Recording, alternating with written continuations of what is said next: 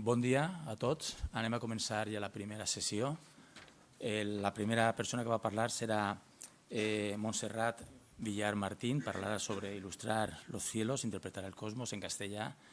Jo faré la presentació en valencià, que és la llengua del meu país, i serveix per a comunicar ciència. Així que fem un mestissatge també cultural, científic, una mica de tot. El currículum de Montserrat és ample, està així resumit. Ella és doctora en astrofísica. Se sent bé? A veure. Esto està posat de manera... Ah, sí. Ella és doctora en astrofísica i va realitzar la seva tesi doctoral a l'Observatori Europeu Austral de Garching, Alemanya. On està l'Observatori Austral d'Alemanya? Ah, sí? Val. I posteriorment va treballar a la Universitat de Sheffield, l'Institut d'Astrofísica de París i com a professora titular de la Universitat de Hertfordshire. Des del 2003 treballa per al Consell Superior d'Investigacions Científiques, inicialment a l'Institut d'Astrofísica d'Andalusia i ja des del 2011 en el Centre d'Astrobiologia que està a Madrid. La seva recerca està enfocada a l'estudi de les galàxies actives, que ara ens enterarem de què va. Espere.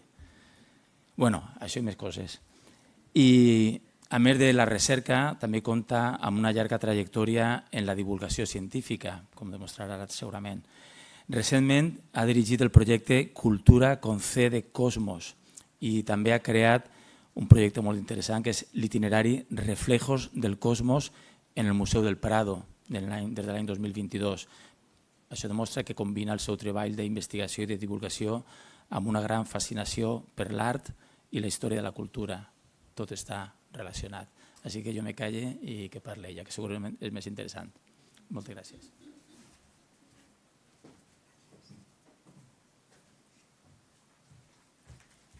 Bien, buenos días. Y primero, aunque mi nombre parece que sugiere lo contrario, no hablo valenciano, soy gallega de raíces zamoranas, así que voy a hablar en castellano.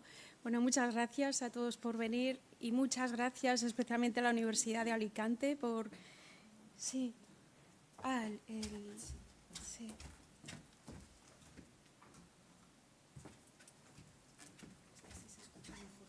Sí, así me puedo mover también. A ver, esto va así.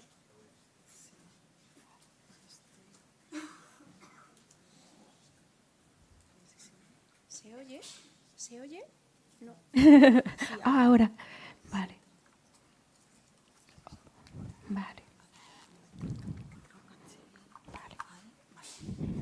Gracias.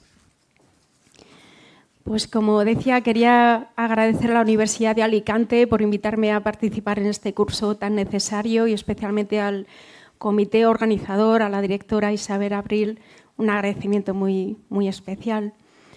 Pues realmente yo soy astrofísica, trabajo en galaxias activas, son galaxias que contienen en sus centros agujeros negros de masa gigantesca. Nuestra propia galaxia tiene un agujero negro enorme en su centro. Es mi especialidad de investigación, pero hoy voy a hablar de una cosa totalmente diferente.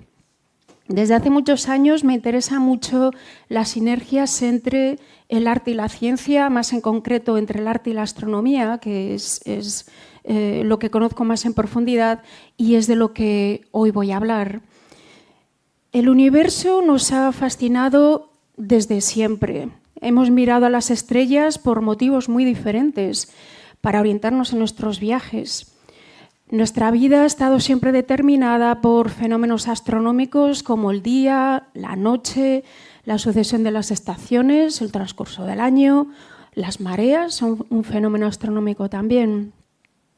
Hemos mirado a las estrellas porque hemos creído de manera equivocada que nuestro destino estaba escrito en ellas. Es la afirmación de la astrología según la cual, según la posición de los planetas en el momento del nacimiento de una persona, se puede determinar el futuro de esa persona, su personalidad, etc. Son ideas falsas. Hoy sabemos que esto no es correcto, pero sí que es cierto que esa necesidad de anticiparnos al futuro, de prepararnos para lo que hoy nos va, lo que va a traer, sí que nos llevó a mirar a las estrellas para ser capaces de diseñar un método de oráculo basado en horóscopos, cartas astrales, que nos permitiera hacer estas predicciones. Entonces, si bien con un concepto equivocado, pero bueno, como tantas cosas en el avance del conocimiento, nos impulsó para mirar a las estrellas, rastrear los planetas en las constelaciones,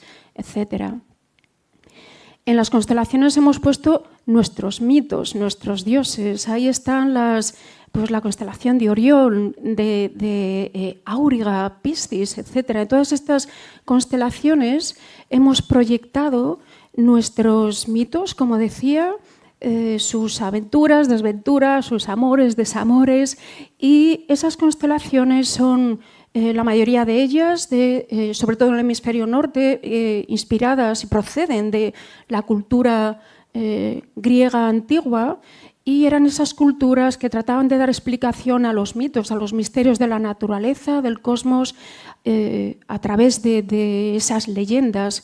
Entonces, esas constelaciones son proyecciones de nuestra cultura, de nuestras ansias, de nuestros deseos, de nuestros miedos. Y cada cultura, pues en China, en culturas precolombinas, pues en África han tenido constelaciones diferentes, han visto patrones diferentes porque han proyectado su propia cultura también. Por supuesto, hemos mirado al cosmos siempre con el interés de entenderlo, de desvelar sus grandes misterios. El cosmos ha abierto desde hace miles de años algunas de las preguntas más profundas que nos hemos hecho como especie, que aún nos hacemos. ¿Qué forma tiene el universo? ¿Es infinito? ¿Es eterno? ¿O tuvo un principio y tendrá un final?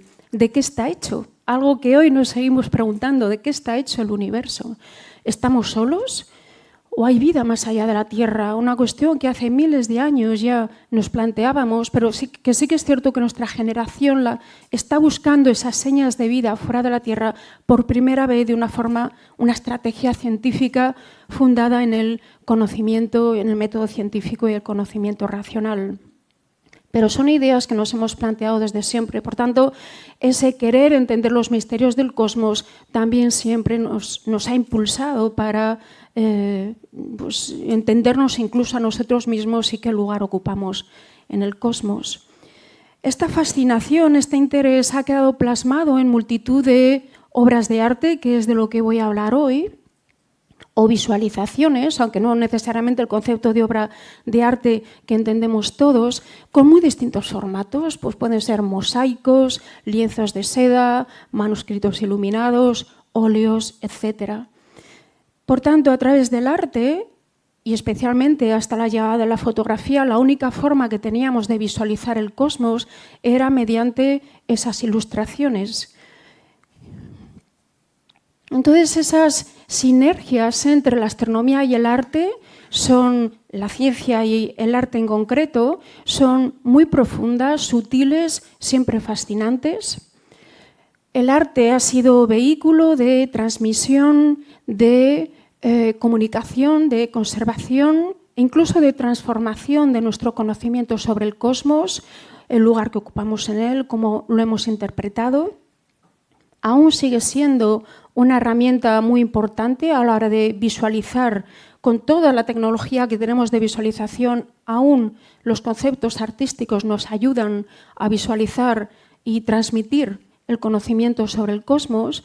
Y estas sinergias entre arte y astronomía, entre arte y ciencia, crean infinidad de posibilidades muy ricas de hacer divulgación científica, uniendo artes y humanidades con ciencias, áreas que generalmente percibimos como totalmente separadas, pero que en el momento en que uno se pone a indagar, estas conexiones son infinitas. Al final todo está relacionado. Entonces, estas sinergias entre arte y ciencia es lo que voy a mostrar hoy, hablando en concreto de un tema que es la Luna.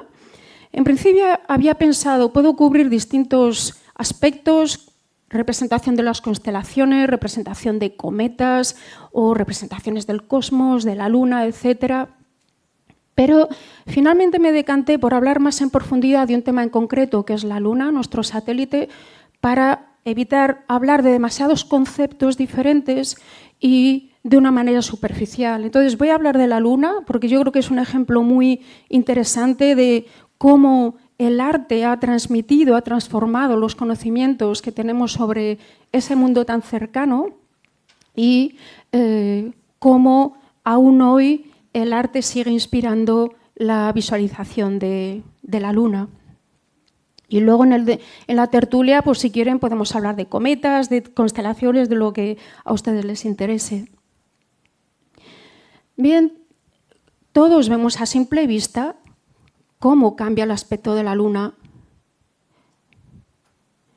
Vemos esos cambios de fase que se producen porque vemos una fracción de la superficie de la luna iluminada por el sol que va cambiando según la posición relativa de la luna, el sol y la tierra. Son las fases de la luna, es un ciclo que dura 28 días, que pues, la luna nueva, cuando no la vemos, va cambiando a cuarto creciente hasta la luna llena, que la vemos completa, cuarto menguante, y de esta forma vamos viendo cómo cambia el aspecto de nuestro mundo, de nuestro satélite.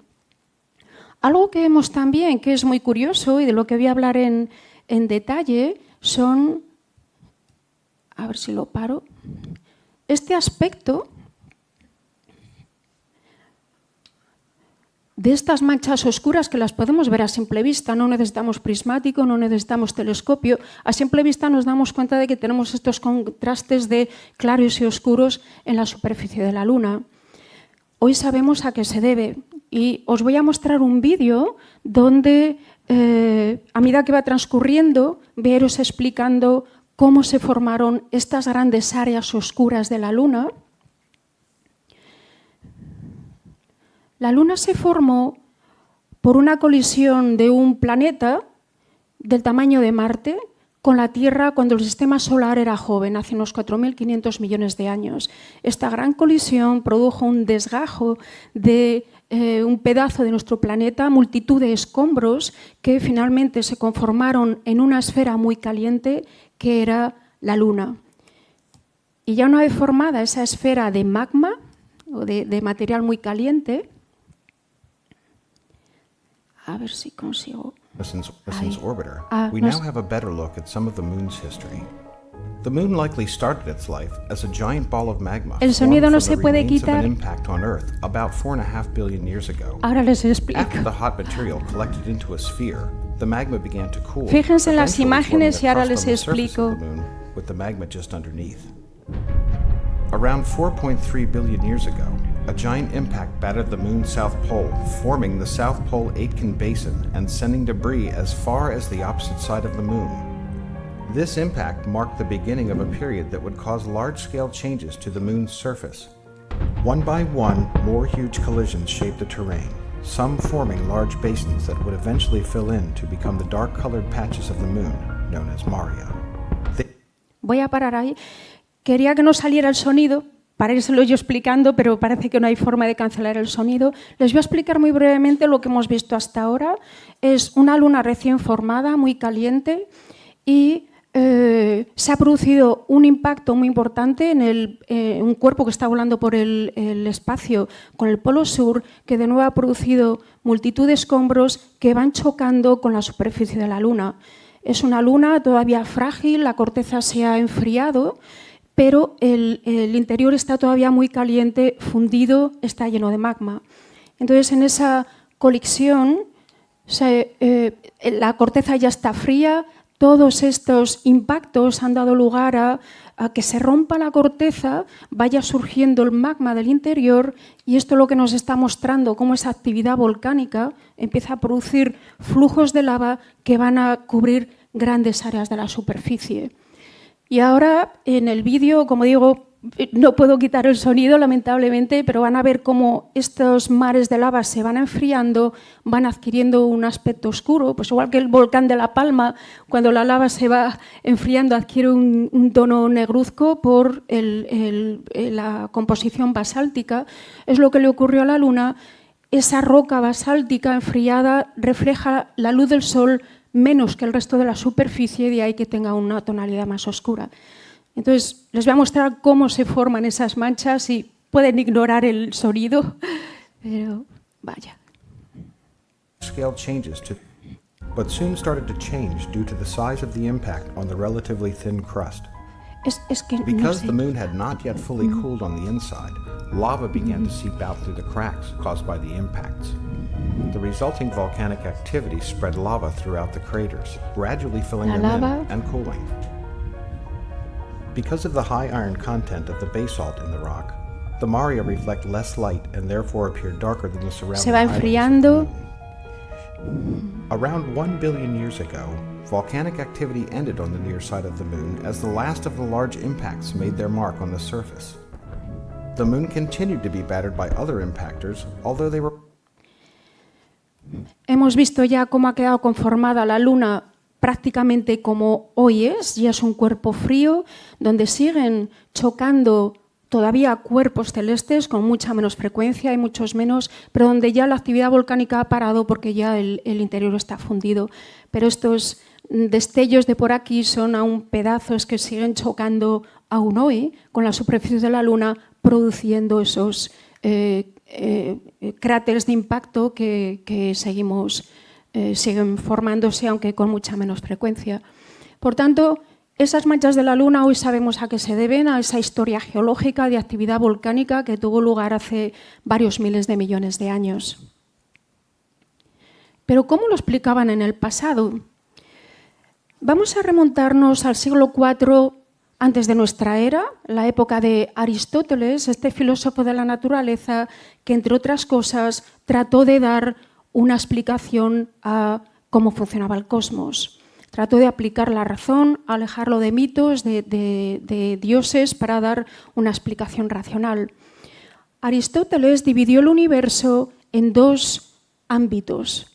El ámbito celeste, donde todo es puro, perfecto. En ese ámbito celeste está la Luna, los planetas, el Sol, a todo ello lo llamaban los planetas, pero bueno, los planetas conocidos entonces, cada uno ocupaba una esfera y en la esfera más lejana estaban las estrellas fijas. Todo este universo esférico eterno giraba en torno a una Tierra esférica que ocupaba el centro del universo. Ese ámbito celeste donde no hay cambios se diferenciaba por completo del ámbito terrestre, el ámbito del ser humano, donde todo está hecho de 4 elementos que son aire, agua, fuego y tierra, y donde está el hombre, donde todo es corrupto y cambiante. Por tanto, tenemos una cosmovisión, este universo esférico, eterno, geocéntrico, dividido en estos dos mundos, dos ámbitos que están totalmente separados, el ámbito puro e inmutable, donde está la Luna, y el ámbito de lo terrestre. Aquí les muestro una representación en la creación del mundo de Hermann Schedel en un libro incunable, Las Crónicas de Nuremberg, que fue editado en 1493, impreso. Tenemos esa Tierra esférica rodeada por esos elementos de agua, aire y fuego, la Luna, en una esfera aquí, Mercurio, Venus, el Sol, Júpiter, Saturno eran los planetas conocidos entonces. Tenemos las estrellas fijas donde están las constelaciones y durante la era cristiana esta cosmovisión, que fue también recogida también por el mundo islámico, se mantiene esta cosmovisión y se van añadiendo una serie de esferas también para colocar a los dioses, etc. Pero es ese universo de Aristóteles que fue además perpetuado por Ptolomeo en el siglo II después de Cristo, le da una estructura matemática que permite hacer predicciones sobre el movimiento de los planetas y otro tipo de cálculos que fueron importantísimos y, como digo, es un modelo del cosmos que prácticamente permaneció intacto hasta principios del siglo XVII. La Luna, por tanto, forma parte de ese ámbito perfecto, inmutable, y es un cuerpo puro. Entonces, ¿por qué tiene manchas? Se plantearon distintas posibilidades para tratar de conciliar ese aspecto extraño con esa idea de la Luna pura aristotélica. Por ejemplo, se planteó, como la Luna está en la interfaz entre el mundo terrestre y el mundo celeste, a lo mejor ha sido parcialmente contaminada por los vapores corruptos de la Tierra, de este mundo sublunar, que la contaminan. Pueden ser ilusiones ópticas. Quizás se debe a que tiene variaciones de su sustancia pura y debido a esas variaciones refleja la luz del Sol de manera diferente según la zona de la superficie. Se planteó que la Luna podía ser un espejo y podíamos estar viendo reflejado en la superficie de la Luna los continentes y mares de nuestra propia Tierra. Hubo quien se aventuró a romper con esa idea de la Luna pura y a proponer que, de hecho, se trata de un mundo como la Tierra, donde hay mares, océanos, es un mundo terrestre que incluso podía estar habitado. Bastantes de estas ideas fueron recogidas en una gran obra del filósofo Plutarco, que vivía entre los siglos I y II después de nuestra era. Tiene una gran obra que se llama Moralia, uno de los ensayos se titula Sobre la cara visible de la Luna. Es un diálogo entre varios personajes donde debaten, hablan sobre la naturaleza de la Luna, si es pura, si es impura, las fases, los eclipses, etc. Y hablan también a qué se deben esas manchas. Son varios personajes, cada uno defiende posturas de las escuelas filosóficas que había habido anteriormente y que seguían existiendo algunas de ellas, contemporáneas de Plutarco, planteando esta serie de ideas. Algunas trataban de reconciliar el aspecto de la Luna con la pureza aristotélica y plantea también uno de los personajes esa posibilidad de que sea un mundo terrestre, que sea un mundo habitado, para finalmente cerrar el diálogo con una propuesta más metafísica en la que se propone que la Luna es el lugar donde van las almas de los muertos para purificarse y finalmente disolverse en la sustancia lunar. Entonces, esta obra de Plutarco es muy interesante porque muestra las distintas ideas, la diversidad de ideas que se plantearon para explicar el aspecto de la Luna. La representación de la Luna en manuscritos iluminados, distintos tipos de visualizaciones, fue durante muchos siglos muy sencilla, muy esquemática. Aparecía a menudo, como podéis ver en estos manuscritos, con una cara. Aquí lo podéis ver y raramente se encuentran representaciones realistas. Este cuadro de aquí se considera la primera representación realista de la Luna que ha llegado hasta nosotros. Se trata de una obra del pintor flamenco Jan van Eyck, que se encuentra en el Museo Metropolitano de Arte de Nueva York. Es un díptico, en una parte está el juicio final, aquí está la crucifixión en el Monte Calvario, vemos a Cristo crucificado, a la derecha el ladrón bueno, en la izquierda el ladrón malo, y aquí vemos este pedacito que lo amplío aquí y muestra la Luna sobre las montañas nevadas. La Luna en el cuadro tiene apenas unos centímetros de tamaño, pero ya vemos cómo tiene este aspecto muy realista, donde el artista ha representado las manchas de la Luna de una forma que es muy, muy convincente. Fue realizado en 1435, estamos en el siglo XV. En 1490, ya un poco el siglo finalizando, Bramantino, el artista italiano, realizó esta obra que se encuentra en el Museo del Thyssen de Madrid. Es una obra maravillosa, un Cristo resucitado al que no estamos acostumbrados. Generalmente vemos un Cristo resucitado triunfante, vencedor de la muerte. Aquí vemos un Cristo donde la mirada realmente es hipnótica, es lleno de tristeza, como si cargara con todo el dolor de los pecados del mundo. Está en un paisaje con unas ruinas. Aquí vemos la Luna, donde vemos una cara también, pero vemos ese intento del artista de representar algo que parece hacer alusión a esos contrastes de la superficie lunar. Esos cuadros fueron anteriores a los dibujos que realizó Leonardo da Vinci a principios del siglo XVI, que están contenidos en un código. El códice Atlanticus, que contiene pues, multitud de folios que iba escribiendo Leonardo da Vinci, iba tomando notas de prácticamente de cualquier cosa, de aparatos, de ingeniería, de distintas cosas, fueron recopilados en este códice. Y aquí vemos una representación de la Luna, de nuevo vemos una cara, pero donde hace ese contraste de las manchas, y aquí otra representación de uno de los hemisferios. En el siglo XVII todo cambió. Se inventa el telescopio en 1608. La invención se suele atribuir a un óptico holandés, Lippershey, que era pulía lentes, era un óptico que construía, pulía lentes, y presentó el diseño para su patente en La Haya en 1608. No consiguió la patente, probablemente porque hacía ya años que había algunos telescopios, ya por lo menos en esos artilugios que empezaban a acercar lo que estaba lejos, ya había algunos diseños circulando y es posible que por eso no consiguiera la patente, pero es cierto que fue el primero en intentarlo y por eso solemos atribuir la invención del telescopio en 1608 y a este óptico holandés. Galileo Galilei inmediatamente se hizo con un telescopio, construyó sus propios telescopios y a partir de ese año comenzó a hacer un estudio sistemático del universo con este artilugio. Eso lo cambió todo. Estamos en una época donde todavía el cosmos está dividido en el mundo celeste, de lo puro, de lo perfecto, el mundo terrestre, de lo corrupto y cambiante. Estamos en una época donde todavía, de una manera bastante generalizada, se considera que la Luna es un cuerpo puro y perfecto, aunque ya han ido surgiendo algunas dudas a lo largo de los siglos. Aquí vemos el telescopio, uno de los telescopios que utilizó Galileo, y estos son dibujos que realizó de la Luna.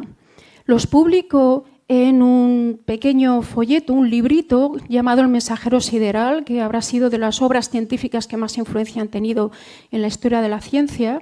Lo publicó en 1610 con los resultados de esos primeros estudios sistemáticos del cosmos.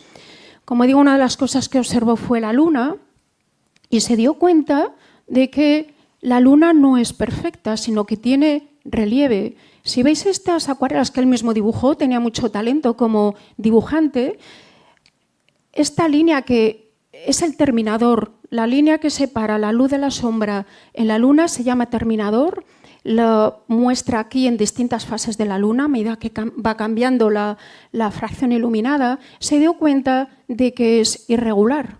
Si fuera una esfera perfecta y pulida, su razonamiento era debería ser perfecta, no debería tener estas irregularidades.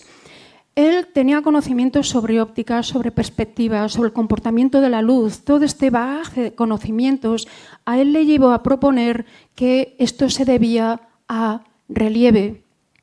Él no vio valles, él no vio montañas, su telescopio no tenía la suficiente potencia como para llegar a ese tipo de detalle, pero sí que es cierto que a medida que iba desplazándose el terminador, iba viendo cómo cambiaban esas estructuras en el terminador y a él le recordaba los contrastes de luces y sombras que se puede producir en un paisaje terrestre, en un valle de montañas, a medida que la altura del sol sobre el horizonte va cambiando y cómo van cambiando esas sombras proyectadas por las montañas. Entonces, fue una mente poderosa en el sentido de que no solo vio, sino que además fue capaz de interpretar que esos cambios se debían al relieve. Eso significaba que la Tierra, eso daba lugar a pensar que la Luna es un mundo como la Tierra, no es un cuerpo puro perfecto, sino que tiene relieve, es un mundo terrestre, y esto abre ya una grieta, una más de las que ya se empezaban a abrir en esa cosmovisión aristotélica que divide el cosmos en un mundo perfecto, celeste, y en un mundo terrestre e impuro. La Luna es como la Tierra es como la Luna. Esto lo he incluido porque yo creo que pone en contexto la situación en la que Galileo Galilei observó la Luna. Aquí os muestro, es un grabado posterior, lógicamente, del siglo XIX, en la que se representa al astrónomo Kepler, otro de los grandes nombres en la historia de la astronomía, mostrando sus resultados sobre los estudios del cosmos a su patrón, que era Rodolfo II del Sacro Imperio Romano Germánico. Kepler durante un tiempo trabajó para Rodolfo II. Kepler fue contemporáneo de Galileo, admiró mucho su trabajo. En respuesta a ese mensajero sideral, escribió una pequeña obra también titulada Conversación sobre con el mensajero sideral, el mismo año 1610, y de hecho se dirige a Galileo. Y una de las cosas que afirma es esta: hace ya 3 meses, lo primero, que Kepler reafirma la importancia, la relevancia de las observaciones realizadas por Galileo. Y en uno de los textos, esto es lo que afirma: hace ya 3 meses que el augustísimo emperador, es decir, Rodolfo II, me planteó diversas preguntas acerca de las manchas de la Luna, afirmado en la opinión de que las imágenes de las tierras y continentes resplandecían en la Luna como si se tratase de un espejo. Alegaba en concreto que le parecía haber proyectado a Italia con sus 2 islas adyacentes. A principios del siglo XVII sigue esa idea todavía circulando de la Luna espejo, donde la superficie de la Luna refleja los continentes y mares. Es un cuerpo perfecto, pero como digo, ya el telescopio y Galileo muestran que es un mundo terrestre. Al mismo tiempo, en esas 2 primeras décadas del siglo XVII está teniendo lugar un debate que ya tenía siglos de antigüedad, pero que cobró muchísima intensidad en esta época, en las 2 primeras décadas del siglo XVII, que no tiene nada que ver, pero que está unido con el debate sobre la naturaleza de la Luna por un nexo fascinante. ¿Fue la Virgen concebida inmaculada o fue concebida con el pecado original y fue absuelta en un momento posterior? La concepción inmaculada de la Virgen fue declarada dogma de fe por la Iglesia Católica en 1874 y en esta época de principios del siglo XVII Europa está viviendo una época muy turbulenta. El protestantismo está avanzando con mucha fuerza en los países del norte. Ya la Iglesia Católica desde hace décadas ha puesto en marcha una estrategia con distintas vías para frenar el avance del protestantismo. Una de las cosas que que hace es poner en marcha una maquinaria muy potente de publicidad de cultos típicamente católicos, como el culto a la Inmaculada. España en concreto Sevilla, fue un foco concepcionista de defensa del culto de la Inmaculada importantísimo. Y por eso proliferaron tantísimo las Inmaculadas, sobre todo realizadas, muchas provenientes de Sevilla, con artistas como Velázquez, como Pacheco, el suegro de Velázquez, Zurbarán, Murillo, García Hidalgo. Hay muchísimas Inmaculadas que se hicieron tantas en esa época por el motivo que explicaba. La representación de la Inmaculada se basa en un extracto del Apocalipsis de la Biblia que afirma: apareció en el cielo una señal grande, una mujer envuelta en el sol, con la luna debajo de sus pies y sobre la cabeza una corona de 12 estrellas. Aquí lo podemos ver. La Virgen coronada por 12 estrellas, a veces hay alguna diferencia, iluminada por el sol, con los pies sobre la luna. La luna aparece en todas las representaciones de la Inmaculada Concepción. Se creó también una iconografía particular para reforzar esa idea de la pureza de la Virgen, de esa concepción inmaculada, pues la rosa de Jericó, el espejo sin mácula, la torre sellada, etc. Y la luna se incorpora también como un elemento que refuerza la pureza de la Virgen. Aparece representada en general pues, con los cuernos o hacia arriba o hacia abajo, luna llena, en distintas fases, pero siempre pues, de cristal. Aquí, por ejemplo, podemos ver un angelote que está ahí metido, en la luna lo que hay detrás, pues las lunas de alabastro de Murillo, la de Zurbarán, otras transparentes, en fin, es esa luna pura, aristotélica, representada también en las Inmaculadas y que refuerzan esa pureza de la Virgen, la Virgen pura, la luna inmaculada como la Virgen. Esta representación de la Inmaculada ha dado lugar a multitud de artículos de todo tipo porque es realmente fascinante. Ludovico Cigoli fue un artista contemporáneo de Galileo, fueron muy amigos, desde jóvenes se mantuvieron esa amistad durante el resto de su vida e intercambiaron numerosas cartas. Se sabe que a Ludovico Cigoli le interesaba muchísimo los estudios del cosmos que estaba haciendo Galileo. Él mismo tuvo un telescopio, probablemente hizo observaciones con el telescopio, por tanto le interesaba también mirar al cosmos a través de ese artilugio, ese telescopio. Se le encargó la decoración, la pintura de la cúpula de la Basílica Santa Mayor de Roma, esta es, que la terminó en 1612, poco antes de su muerte, y tenemos una representación de la Inmaculada que he ampliado aquí. Vemos la Virgen coronada con 12 estrellas, iluminada por el sol con los pies sobre la luna, pero fijaos que es una luna muy diferente a esas lunas de cristal, translúcidas, semitransparentes o de alabastro que son las típicas en las representaciones de la Inmaculada.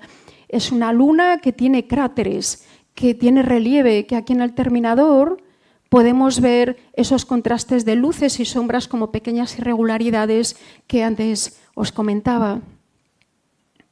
Nos recuerda mucho los dibujos que hizo Galileo cuando observó la luna por primera vez con un telescopio. Entonces Cigoli está incorporando en esta representación tradicional de la Inmaculada esos conocimientos, esos resultados del trabajo de Galileo al incorporar una luna imperfecta, una luna terrestre. Podría estar incorporando la idea, promoviendo la idea de que la fe puede dar cabida al avance del conocimiento. El siglo XVII fue el siglo de la luna. Se ha inventado el telescopio, se ha descubierto que no es un cuerpo puro, ha perdido su pureza. Tenemos ya un mundo donde los telescopios cada vez más potentes van descubriendo multitud de accidentes en su relieve. Surge el interés, la necesidad de hacer mapas de la Luna, de dar nombres a todos esos nuevos rasgos del relieve, todos los cráteres, todas las manchas, a todo hay que darles nombre, y es el siglo de la selenografía, el estudio de la superficie lunar. Se realizan multitud de mapas lunares, algunos de una belleza exquisita y de una calidad extraordinaria, como algunos que os muestro aquí, algunos de la cara entera de la Luna, algunos que van recorriendo cada una de las fases, hasta 40 mapas parecidos a este que hizo Hevelius para ir recorriendo todas las fases lunares, y detalles como esto que veis aquí, es el siglo de la Luna. En el siglo XIX es el siglo de la fotografía. La fotografía que ya se empieza a incorporar en multitud de ámbitos de la vida y del conocimiento, también del estudio del cosmos. Y aquí os muestro algunas de las primeras fotografías que se obtuvieron de la Luna. Esta es la primera, es difícil de reconocer aquí nada, pero es la primera foto que se tomó de la Luna en 1840 por el americano John William Draper. En 1851 ha mejorado ya bastante la calidad, vemos todas estas manchas y estos cráteres, y en 1863 vemos que ya las fotografías se están obteniendo con una calidad muy razonable. Os muestro aquí estas fotos, son detalles de relieve lunar. ¿Os parecen reales?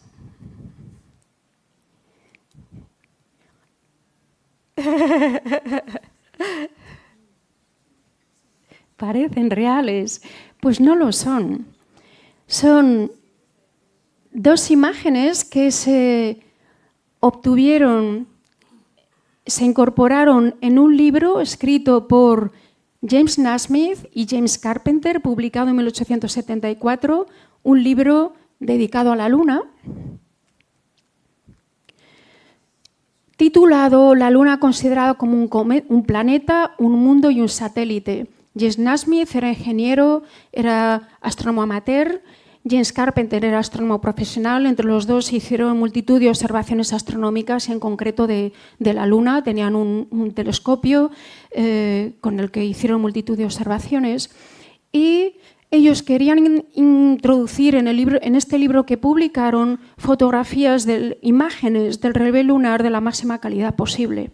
La fotografía, ya os he mostrado, iba ganando en calidad, pero aún en la época que se publicó este libro todavía no se conseguía la nitidez, la resolución, la capacidad de distinguir detalles que podía conseguirse a través del ocular de un telescopio. Se veía mucho más detalle con el ojo a través del ocular que cuando se plasmaba en fotografía.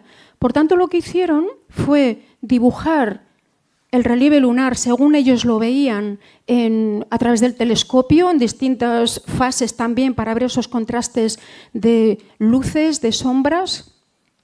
Y a partir de eso crearon moldes de escayola, como este que veis aquí, algunos se conservan en el Museo de Ciencias de Londres. Estos moldes los iluminaron con fuentes de luz de distinta intensidad, a distintas alturas, tratando de simular todo lo posible la iluminación que podría dar una visión más realista de ese relieve lunar que ellos veían a través del telescopio. Estos relieves es lo que ellos fotografiaron y consiguieron fotografías tan espectaculares como esto, que realmente parece que han sido tomadas por un orbitador que está girando en torno a la Luna. Por tanto, son fotografías de moldes de escayola, iluminados de distintas maneras, que realizaron estos dos astrofísicos, astrónomos, para incorporar en su libro. Me gusta siempre hablar de este libro porque hay mucha sensibilidad en él y aquí ellos se imaginan cómo sería un eclipse del Sol visto desde la Luna. Imaginaos que nos vamos a la Luna. Este es el paisaje lunar, esto es una ilustración. Estamos en el paisaje lunar, es un paisaje agreste, árido, donde no hay ningún tipo de, parece, de esperanza para la vida, pero lo describen con mucha belleza porque ellos saben que en la Luna no hay atmósfera, entonces se imaginan que se verá un cielo negro, negro, plagado de estrellas, con el Sol en lo alto, pero en un fondo negro, porque no hay una atmósfera que disperse la luz. Se imaginan también el contraste que verán de los colores en la superficie por los minerales, las distintas composición. Estamos en este paisaje lunar, esto es la Tierra, esta circunferencia oscura. Detrás está el Sol. La Tierra ha eclipsado el Sol, se está interponiendo entre la Luna y el Sol, produciendo ese eclipse solar visto desde la Luna. Ellos saben que el tamaño aparente del Sol debe ser como 4 veces menor que el de la Tierra visto desde la Luna. Ellos conocen esos cálculos, ¿no? Porque el Sol está mucho más lejos. Es lo que representan aquí. Vemos el Sol despuntando por detrás del círculo de la Tierra. Vemos la corona solar impresionante representada. La corona solar es la parte más externa del Sol, que no podemos ver a simple vista. Es muy, muy tenue, está a una temperatura elevadísima de 1.000.000 de grados, y para verla a simple vista podemos aprovechar un eclipse de Sol como este, donde aparece absolutamente espectacular, o utilizar ya instrumentos adecuados como un coronógrafo que oculte el brillo resplandecente del Sol. Ellos representan la corona solar aquí. Y el Sol despuntando, vemos la sombra del eclipse que va recorriendo el paisaje lunar y se va a ir desplazando para allá cuando termine ese eclipse. Ellos también saben que si no hay aire no puede haber sonido, y así describen las sensaciones que ellos imaginan. 1000 cañones podrían ser disparados y 1000 tambores golpeados en aquel mundo sin aire, pero ningún sonido saldría de ellos. Labios que podrían temblar, lenguas que intentarían hablar, pero ninguna de sus acciones rompería el silencio de la escena lunar. Es un libro de divulgación sobre la Luna con muchísima sensibilidad y mucha belleza a la hora de describir esas sensaciones que ellos imaginan si pudiéramos ir a la Luna. Ya para ir terminando, esta es la Luna que vemos hoy. Es una Luna que ya conocemos como la palma de nuestra mano. Si os dais cuenta, nosotros siempre vemos la misma cara de la Luna, esas manchas que no cambian de aspecto, porque la Luna gira en torno a nosotros el mismo tiempo que tarda en rotar sobre sí misma. Entonces esa sincronía hace que siempre veamos la misma cara de la Luna, de manera que para saber cómo es la cara más lejana, la que nunca vemos, necesitamos mandar orbitadores, misiones espaciales que puedan verla por detrás. Eso se ha hecho ya. Y tenemos la cara que siempre vemos, la cara oculta. Fijaos la riqueza de detalles, de cráteres, de distinto tipo de relieve que plaga su superficie.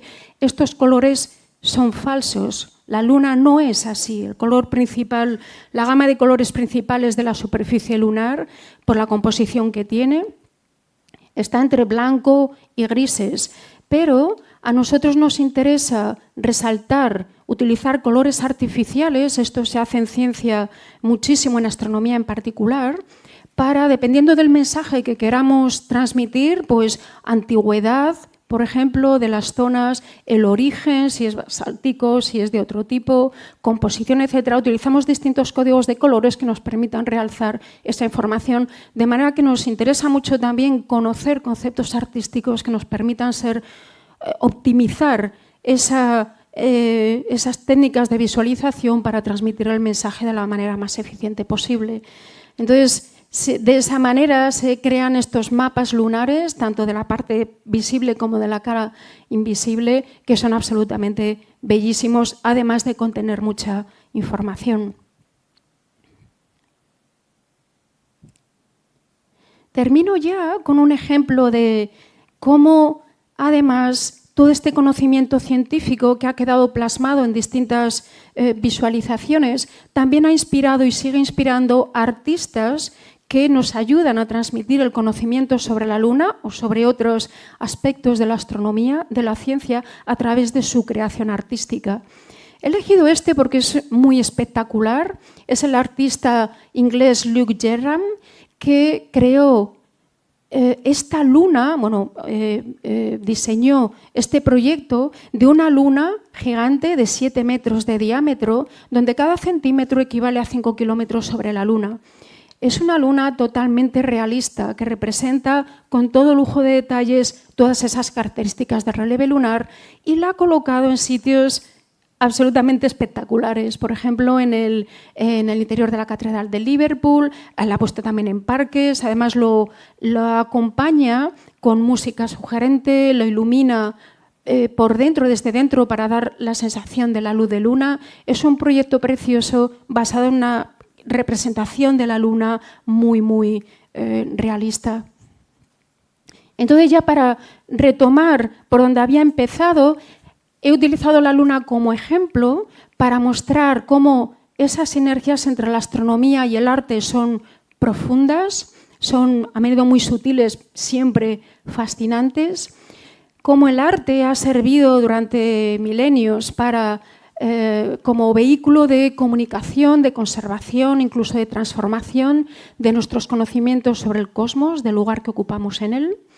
Aún lo sigue siendo.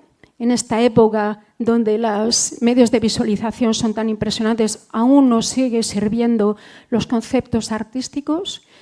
El conocimiento sobre el cosmos sigue inspirando a numerosos artistas en su creación y esas sinergias entre arte y ciencia, y espero que esto sea un ejemplo de también cómo puede inspirar a conectar áreas del conocimiento que generalmente se perciben y se transmiten de formas muy separadas, cómo ofrece posibilidades infinitas para hacer divulgación científica, fomentando el conocimiento y la reflexión también acerca de la historia de la ciencia.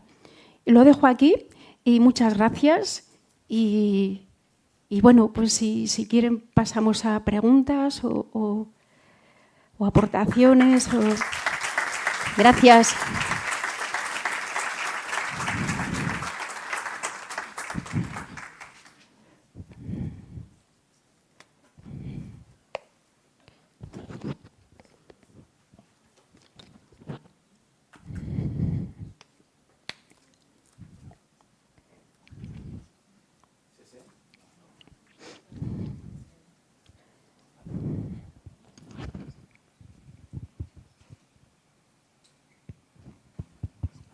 Ara sí se sent, no? Més o menys. Moltes gràcies per el fascinant viatge a la Lluna a través de l'art. Així que el temps és ara de fer preguntes, reflexions, qüestions. Qui vulgui intervindre, que alci la mà i entre jo i alguns companys que estan prenent el micròfon anirem passant-los per a que intervingueu. Preguntes, comentaris, suggeriments? Vinga. Te passen el micròfon per darrere. Gracias. Muy bonita la charla, la verdad. Pero se me ha ocurrido cuando mostraste este pintor que era amigo de Galileo y que representa esa luna, ¿no le condenaron por herejía? No, no. De hecho, se ha escrito también sobre este tema y la propuesta que hacen estos autores es que realmente no era inconsistente con la concepción inmaculada de María, que es lo que se quería transmitir. Realmente el utilizar una luna que era imperfecta tampoco necesariamente había por qué interpretar que fuera en contra de esa pureza de la luna. Realmente si la luna era pura o impura era algo que era muy relevante en el contexto de transmitir ese concepto, pero sí que es cierto que no hay una respuesta clara, porque es claro algo que es una pregunta que surge de manera totalmente natural, pero no es como, por ejemplo, si se representara, pues ahora ponemos el Sol en el centro del universo, la Tierra en movimiento, eso sí era una herejía, eso sí era un problema para la Iglesia Católica. En este sentido, es chocante y no hay información suficiente para conocer qué es lo que pues los patronos que encargaron esta obra pensaron, pero realmente no tenía por qué ser tan polémico como hubieran sido otros temas.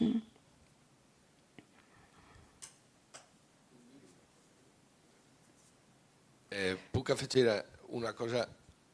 La data de la pintura és 1612, sí. Per tant, ni tan sols posar el sol en el centre és una heretgia.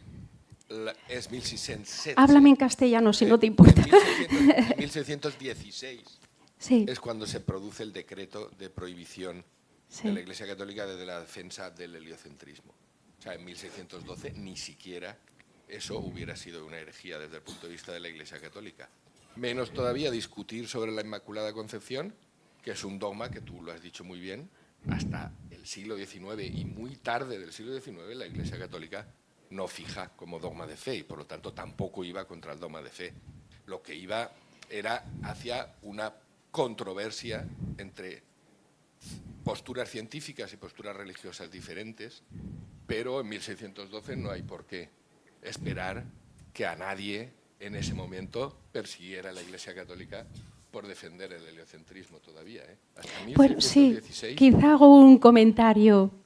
Sí, claro, el heliocentrismo parte con más fuerza en 1543 cuando Copérnico publica su obra importantísima sobre la revolución de los cuerpos celestes, pero sí que es cierto que no tuvo mucho calado y probablemente tú podrás aportar más en este sentido, ¿no? Porque se considera más como un método matemático, filosófico, que no trascendió como una propuesta de transformar un modelo, una construcción matemática en una realidad. Era pues, un método, no había problema, ¿no? Pero sí que es cierto que, claro, ya con Galileo y con el telescopio las cosas cambian y empiezan a cambiar ya desde pronto. Desde el momento en que se ve las fases de Venus, que se pueden explicar de manera natural, pues si Venus gira en torno al Sol y no gira en torno a la Tierra. Por eso satélites de Júpiter que giran en torno a Júpiter, se dice que Júpiter la Tierra no es el único centro de movimiento del universo, sino que ya al menos hay otro, que es Júpiter, donde se ven cambios en los satélites que indican que hay cambios en el mundo celeste. O sea, aunque ese decreto parte en 1616, ya hay antes avisos a Galileo para que no defienda el heliocentrismo. Y es en 1616 cuando vuelve a defenderlo con su diálogo, su obra de un diálogo donde se comparan los modelos cosmológicos, donde ya se le conmina y se decreta este carácter herético de la afirmación. Pero ya antes, desde luego, Galileo estaba siendo un problema porque estaba convirtiendo en realidad lo que antes se consideraba un modelo matemático, ¿no? Que en este momento se representara un cosmos heliocéntrico, pues a lo mejor hubiera adelantado el decreto de herejía, pues no lo podemos saber, ¿no?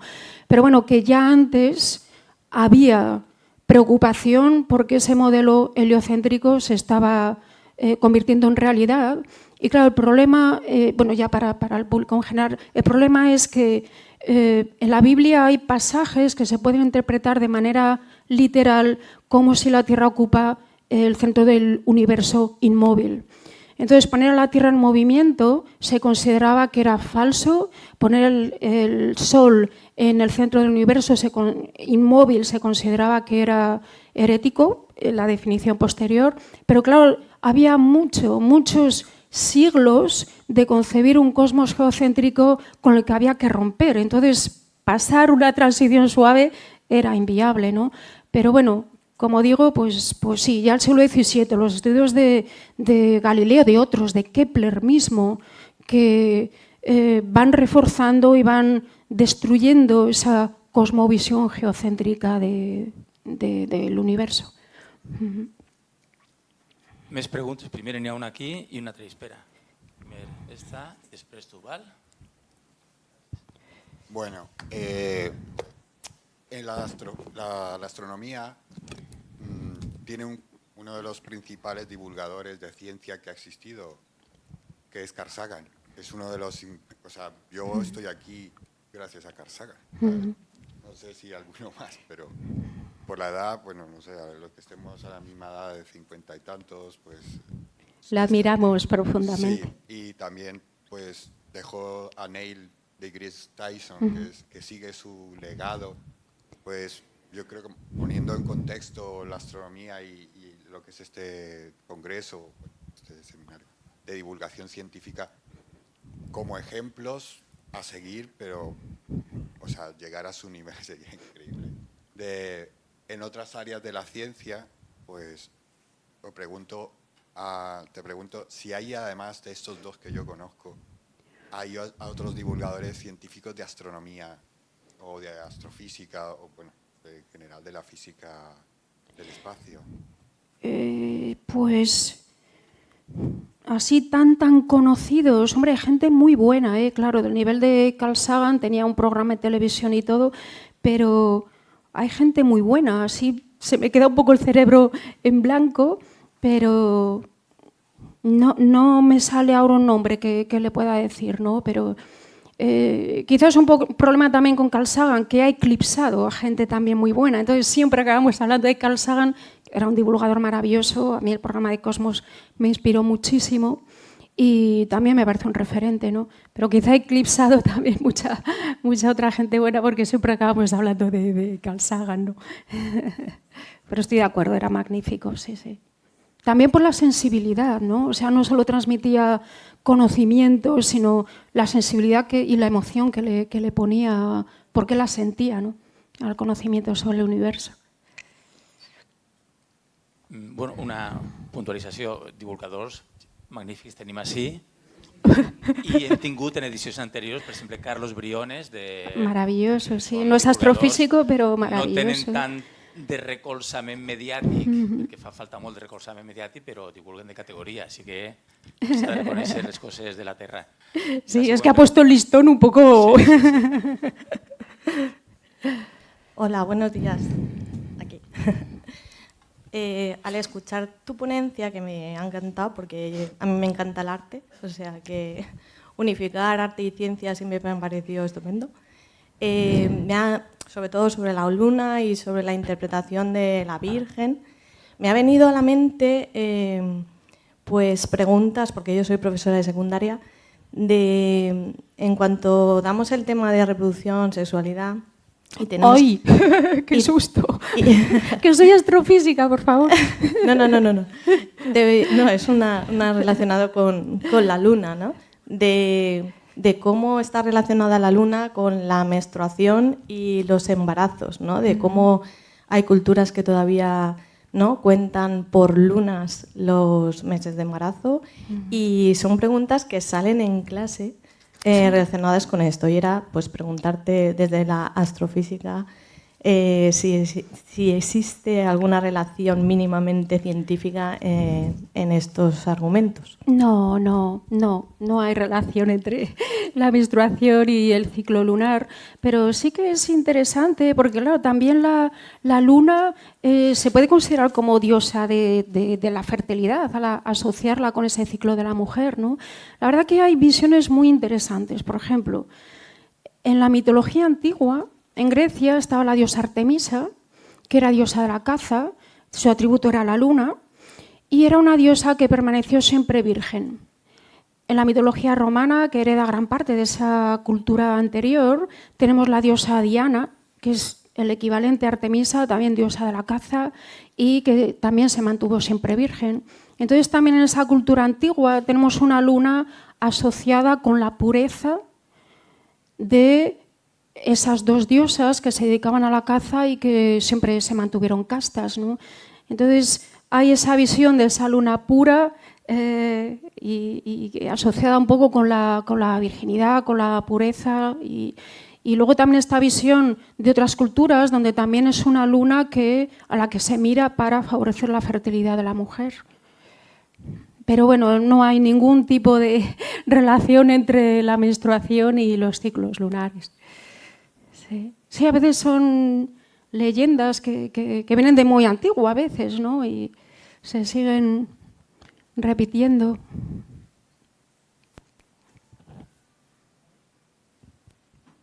A ver, ya. Bueno, me encantó también la presentación que has hecho. Y yo la pregunta también como profe de secundaria y ese momento en el que empiezas una clase y antes de empezar la clase que esperan que les cuentes un rollo, poner una imagen relacionada con ciencia, con el cosmos actual. Ahora mismo esas sinergias que se ha explicado hablando del siglo XVII, ¿se dan también actualmente? ¿Tienes ejemplos en los que se pueda ver esa sinergia arte-cosmos, arte? Sí. Para mí un ejemplo... A mí esto me parece maravilloso. Es una fracción de la luna. A mí esto me parece una obra de arte y da mucho juego para hablar de la luna pero hay también el reverso de esos artistas que se han inspirado en el cosmos, en el conocimiento sobre el cosmos para transmitirlo. Pero hay hoy por hoy las agencias espaciales, los observatorios tienen que enfrentarse a la tarea que afecta a muchísimas áreas de la sociedad, del conocimiento, la comunicación, la medicina, etcétera, de tratar millones y millones de datos, información contenida en millones y millones de datos, ¿no? Por ejemplo, la misión Gaia, que fue lanzada al espacio para tomar datos de temperatura, de luz, de color de millones de estrellas, o sea, más de 1.000 millones de estrellas. Nuestra galaxia tiene como unos 200.000 millones de estrellas, como 1.000 millones han sido tomados datos por esta misión Gaia, temperaturas, espectros, etcétera, ¿no? ¿Cómo se visualizan miles de millones de datos, ¿no? Entonces están consiguiendo visualizaciones realmente muy potentes que son además muy atractivas de cara a transmitir esa información que se quiere utilizar y que probablemente pueden dar mucho juego también a la hora de enganchar a gente joven, porque además entra mucho en un tema en lo que muchos de ellos probablemente van a estar utilizando o formándose, que es el Big Data, ¿no? El manejo del Big Data, ¿no?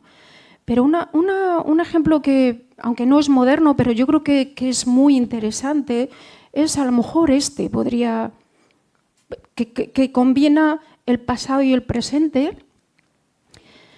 Este es el planeta Saturno, que es una imagen que a mí me parece bellísima, es una imagen real, tomada por la misión Cassini en 2006. Vemos los anillos perfectamente.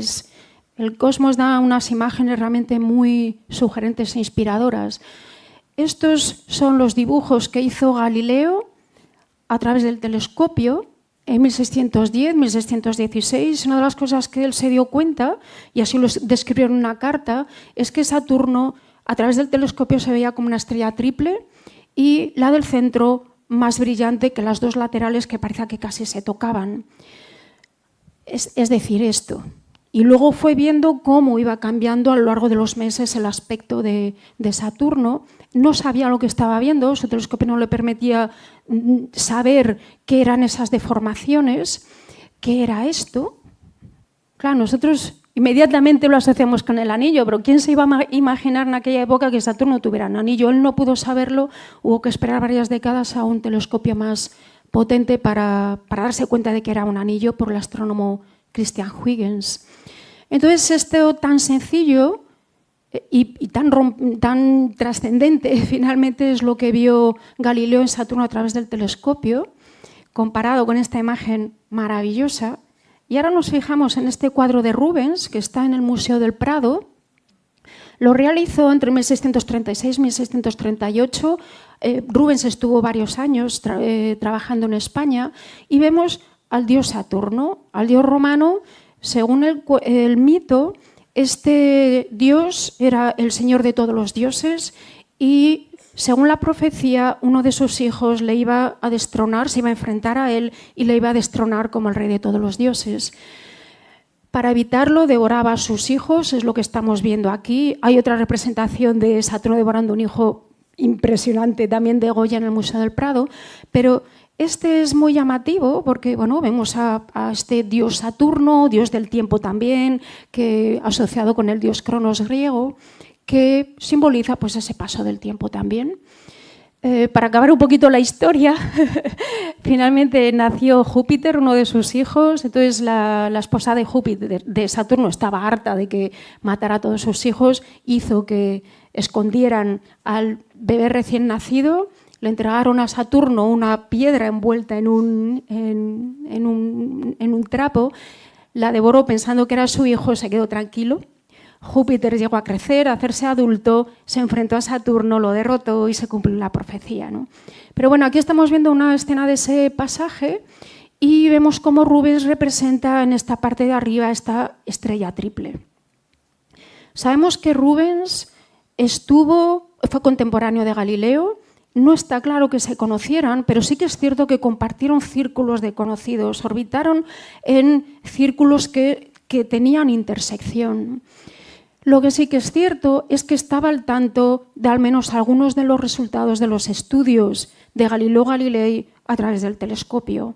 Y aquí lo que está mostrando es la representación del planeta Saturno tal y como está asociado, el planeta asociado con este dios, tal y como Galileo lo vio a través del telescopio. 3 estrellas, la del centro más brillante que las 2 laterales. Entonces, para mí es un ejemplo de cómo estas sinergias de arte y ciencia aparecen a veces en los lugares más inesperados y donde demuestra además todas las conexiones que había, o sea, que no eran pintores por un lado, Rubens pintando su cuadro en su sitio, Galileo totalmente desconectado en otra órbita. Había tanta relación, tanto intercambio de conocimiento y de ideas, y para mí es un ejemplo muy bonito de Rubens Galileo, ¿quién lo iba a decir, ¿no? Y aquí tenemos Saturno representado según lo que vio Galileo. Entonces, hay muchos ejemplos, sí. ¿Més preguntes? Vinga. Precisamente esa pregunta te la anava a fer jo, te iba a preguntar lo de las estrellas del cuadro de Rubens, así que gracias por anticiparte. Sí, es quizá una sugerencia que yo creo que para gente joven puede ser también muy atractiva, donde el arte juega un papel fundamental, es la representación de exoplanetas. No tengo aquí ningún ejemplo. Exoplanetas son planetas que están fuera del sistema solar. Entonces, hasta los 90 del siglo pasado, los únicos planetas que conocíamos en el universo eran los del sistema solar. En 1995 se descubrió el primer planeta en torno a otra estrella. Hoy por hoy tenemos confirmados unos 5.000 planetas fuera del sistema solar moviéndose en torno a otras estrellas. Hemos explorado un volumen diminuto de nuestra galaxia y ya hemos encontrado miles de planetas. Tiene que haber trillones por todo el universo. Pero claro, la información que nosotros podemos conseguir con la tecnología de hoy en día ni de lejos nos permite identificar rasgos de su superficie. Podemos tomar espectros, podemos tomar pues, curvas de luz, distinto tipo de información, pero es imposible identificar ningún tipo de detalle de la superficie, ni montañas, ni valles, ni de lejos, ni décadas que habrá, ¿no? Entonces, en esos exoplanetas, puesto que no tenemos forma con la tecnología de construir imágenes como esta, imágenes reales, ahí intervienen los artistas que visualizan los paisajes de esos exoplanetas. Y hay visualizaciones realmente maravillosas, pues de un planeta donde se cree que llueve hierro, un planeta donde su superficie está cubierta de lava, por ejemplo. Entonces, el mundo de los exoplanetas, de los planetas fuera del sistema solar, es un mundo muy sugerente porque ayuda también a conectar, bueno, hay vida fuera de la Tierra, no la hay, todo eso abrigo. El tema de la vida fuera de la Tierra es algo que a la gente joven le fascina, ¿no? Entonces, y sí, hay muchas visualizaciones realmente muy sugerentes de esos paisajes de otros mundos, ¿no? Que la tecnología no nos permite plasmar ni ver, ¿no? Yo te quería preguntar... Hola. Al principio de la presentación has comentado que todavía a día de hoy hay cuerpos celestes que colisionan contra la Luna. Yo quería saber si este fenómeno es suficientemente frecuente como para que haya que ir actualizando ese tan conocido mapa de la Luna que has enseñado al final, o si es un fenómeno alejado en el tiempo y no es tan... Qué buena pregunta. Es frecuente, se necesitan telescopios, hay telescopios robóticos que están apuntando constantemente a la Luna para detectar destellitos que nos están indicando que ahí se está produciendo un impacto y es bastante frecuente, o sea que se pueden producir bastantes a lo largo del año. Lo que ya no sé es si dejan una huella suficiente como para que sea necesario poner nombre. No sé cuándo se puso nombre al último cráter, no sé, realmente no sé si ha habido algo reciente o fue hace siglos cuando se puso, así que buena pregunta, lo miraré. Gracias. Claro, en la Tierra también hay impactos, pero la atmósfera nos protege. Entonces ha habido grandes impactos, entran de vez en cuando bólidos que salen en las noticias, algunos llegan a la Tierra. Se cree que la extinción es una de las teorías, que la extinción de los dinosaurios se produjo por un gran impacto de un cuerpo que vino del espacio, produjo una caída de las temperaturas, de la luz, etc. O sea, en la Tierra también se producen esos impactos. Las estrellas fugaces son cuerpos que entran en la superficie, que entran en la atmósfera y se queman, pero claro, la atmósfera nos protege. La Luna no tiene esa protección. Miraré lo que me parece una pregunta muy, muy buena. Hola, buenas. Gracias por la charla, me ha gustado mucho. Gracias. Yo te quería preguntar, porque nos has explicado la evolución, ¿no? Del aspecto, cómo coincidimos visualmente la Luna, y te quería preguntar más sobre la influencia de la Luna, ¿no? Por ejemplo, en las mareas, si es un conocimiento actual o se lleva sabiendo desde hace años. Muchas gracias. Pues mira, ya Galileo, él propuso que las mareas se debían a la influencia de...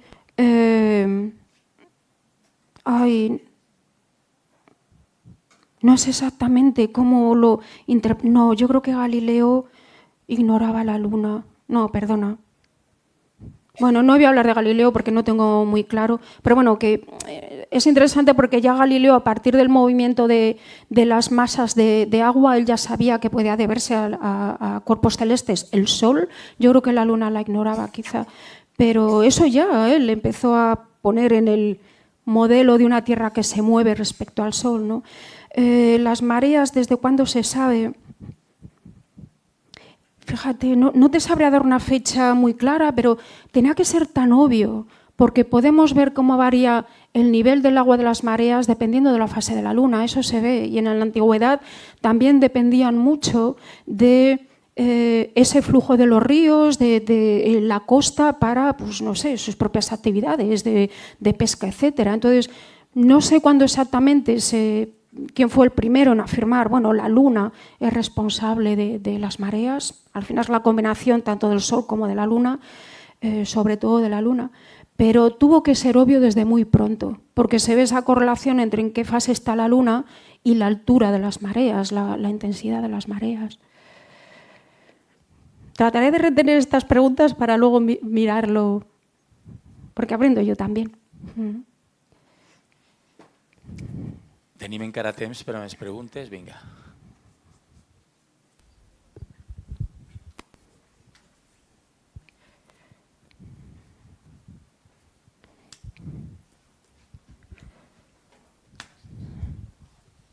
Gracias por la charla. En relación a la pregunta del compañero, también sería muy interesante el saber popular acerca de las mareas. O sea, ¿qué creían? Como así en la Luna, lo impuro de la Luna es lo oscuro. Sí. A lo mejor pensar, ¿por qué sube el agua? ¿Por qué baja el agua?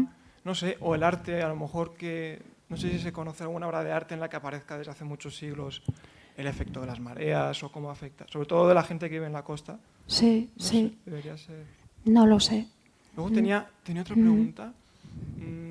Al principio, cuando decíamos que impactaba un objeto del tamaño de Marte contra la Tierra y salía a la Luna, a lo mejor poner eso y pensar sobre paleontología, cuando empezaba a salir los primeros indicios de vida.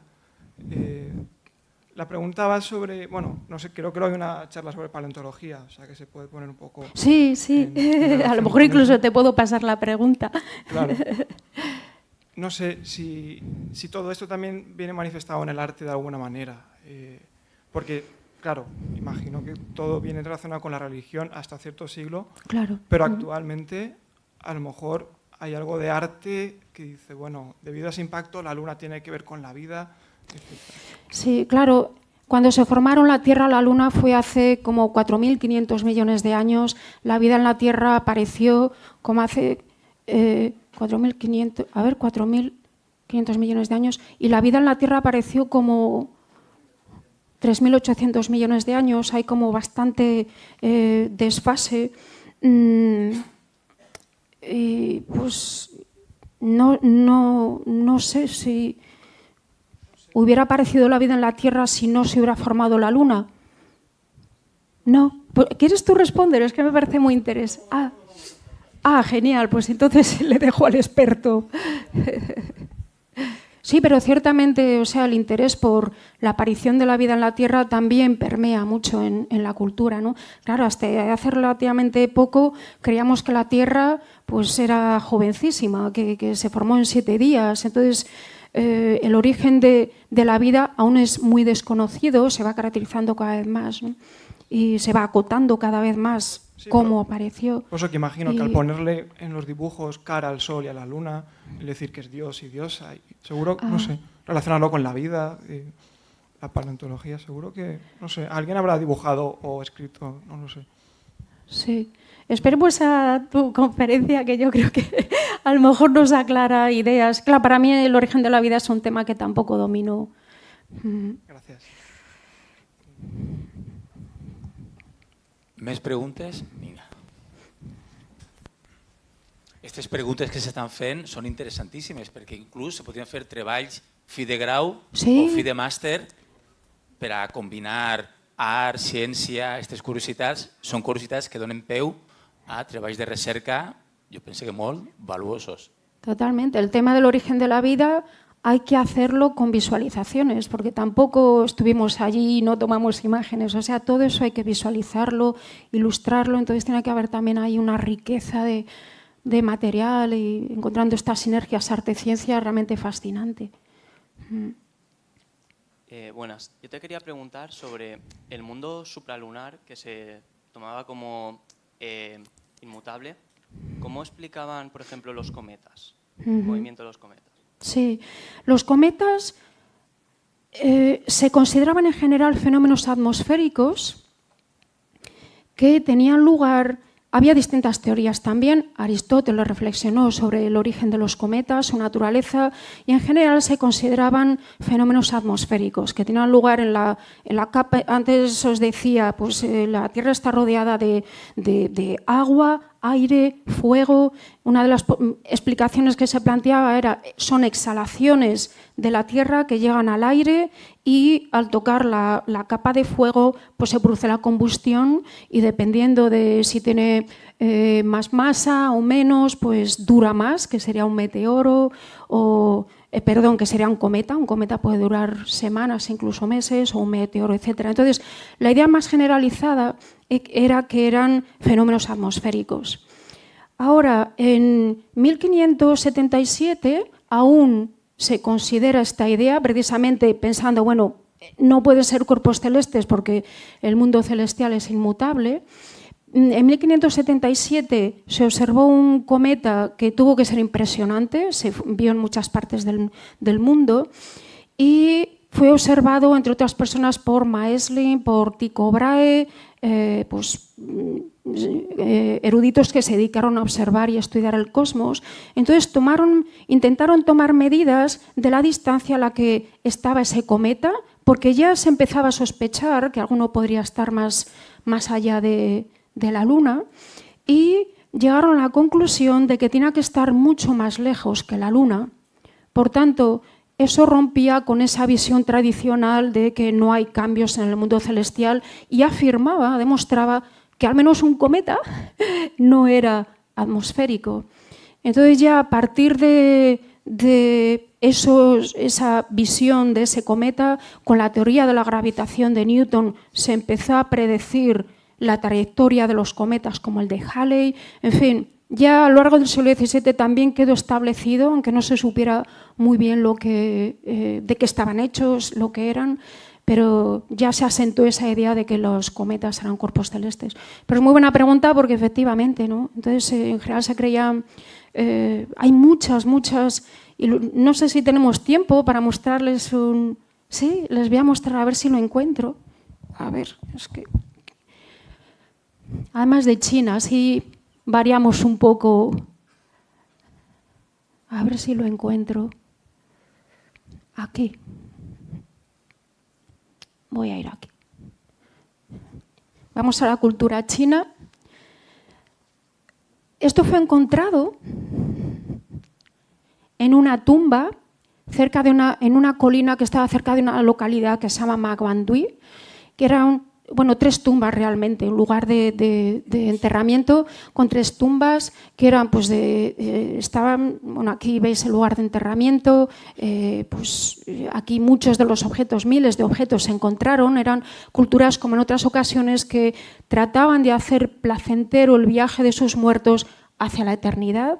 Entonces, metían distinto tipo de objetos. Aquí vemos unos músicos de madera, a veces hay ropas, etc. Entonces, esta tumba que pertenecía a un político muy importante de la época, se conserva también una momia de una mujer que se cree que era su esposa, que se llama coloquialmente Lady Di. Aquí la vemos representada en un lienzo de seda, y de un joven varón que se piensa que era el hijo. Entonces había también muchos lienzos de seda dedicados a estrategia militar, a agricultura, al tiempo, etc. Y se encuentra también este lienzo. Aparece representados, como digo, estamos en el siglo, la tumba está datada hacia el 168 antes de nuestra era. Este manuscrito se cree que fue completado en el 223 antes de Cristo, o sea, hace más de 2000 años, y hay el dibujo de unos 30 cometas que, si os fijáis, tienen muchísima diversidad. Este tiene 3 colas, este tiene 3 colas, pero parece que tiene como son colas diferentes, distintos aspectos. Este tiene 2, también la cabeza del cometa difiere, son aspectos distintos. Y lo que están intentando es clasificar los cometas según el aspecto para poder predecir qué mensaje están anunciando. Los cometas se consideraban, daba igual dónde estuvieran. A mucha gente le daba igual, les interesaba como por su significado astrológico. Es decir, poder predecir el futuro que en general se asociaba con mensajeros de la muerte, del terror, se creía que anunciaban hambrunas, guerras, el rey que va a morir, una epidemia, etc. En general son mensajeros de la muerte. Entonces interesaba clasificar esos cometas para, dependiendo del aspecto, tratar de entender qué mensaje, qué anuncio estaban trayendo. Entonces, esto es una clasificación astrológica, digamos, desde ese punto de vista de los cometas. Tienen que haber sido cometas vistos durante muchas generaciones, porque en aquella época, y además sobre todo sin aparatos visuales que les permitieran verlos, pues era imposible que una misma generación viera tantos cometas. Entonces, debajo de cada cometa hay un texto que está diciendo qué significa un cometa de ese aspecto, pues lo que decía, a lo mejor una sequía o una hambruna, etc. Por tanto, son cometas, da igual donde estén, si en la atmósfera, si en el ámbito celeste, da igual, son objetos que se ven en el cielo y que de manera incorrecta se trataba de utilizarlos de nuevo para predecir el futuro, pero que impulsó la observación de estos objetos tan extraños que aparecían de repente, no se sabía por qué, en distintas partes del cielo, etc. Por tanto, los cometas son realmente un tema también maravilloso para tratar en el arte, ¿no? Y como incluso tratar de rastrear. Yo estoy codirigiendo una tesis doctoral donde Nerea Maestu está tratando de rastrear si la visualización de los cometas en soportes de distinto tipo, fueran manuscritos o yo qué sé, una crónica, un tratado de meteorología, la visualización de los cometas plasma cómo se interpretaban, si estaban en la atmósfera, si estaban en el cielo, y si cambió cómo se plasmaban los cometas a partir de ese gran cometa de 1577, ¿no? Este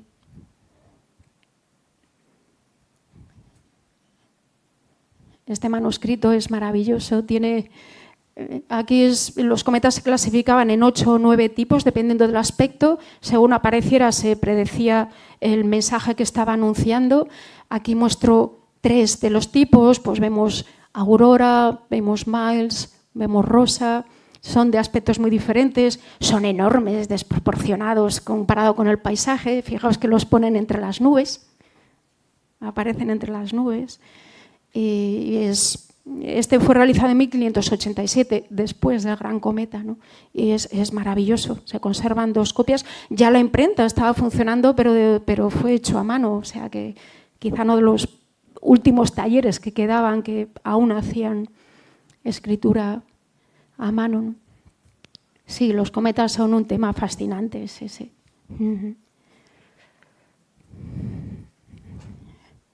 Bé, ja hem arribat, és que ja és l'hora i pense que si voleu fer alguna consulta se la podeu fer a títol particular, però per a aquests. Com veieu, la relació entre la lluna i l'art representat és fascinant, però és que també la lluna en relació amb la literatura, amb la música, el disc de Pink Floyd és una icona, o Fly Me to the Moon de Frank Sinatra, la pel·lícula de Méliès que has posat, o sigui, la relació de la lluna, un objecte tan quotidià, per a parlar de ciència, per a parlar d'art, i moltes gràcies per la magnífica presentació de vosaltres, per a qüestions tan interessants. Ens veiem a les 12, l'hora de l'Àngelus. 12.